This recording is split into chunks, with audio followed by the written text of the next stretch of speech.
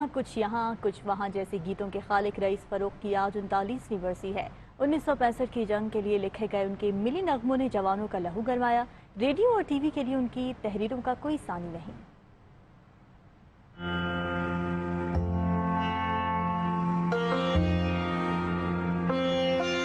جدید اردو غزل کے معروف شاعر رئیس فاروق نے 1926 کو مراد آباد کے ایک دینی گھرانے میں جنم لیا۔ ان کا اصل نام سید محمد یونس حسن تھا۔ 1950 میں پاکستان آنے کے بعد رئیس فاروق نے ابتدا میں KPT میں ملازمت اختیار کی۔ اس کے بعد وہ ریڈیو پاکستان سے منسلک ہو گئے۔ 1965 کی جنگ میں بے شمار ملی نغمے تحریر کیے۔ اس کے ساتھ ساتھ انہوں نے PTV پر اپنے قلمی جوہر بھی دکھائے۔ فوک گلوکارہ ریشما کا گایا ہوا گیت تو رئیس فاروق کی پہچان ہی بن گیا۔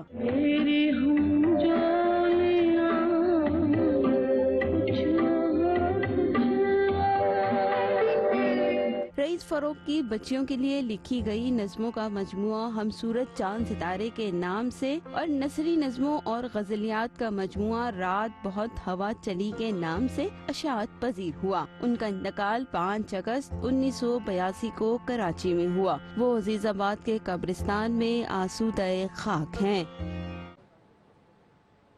اداکاری شاندار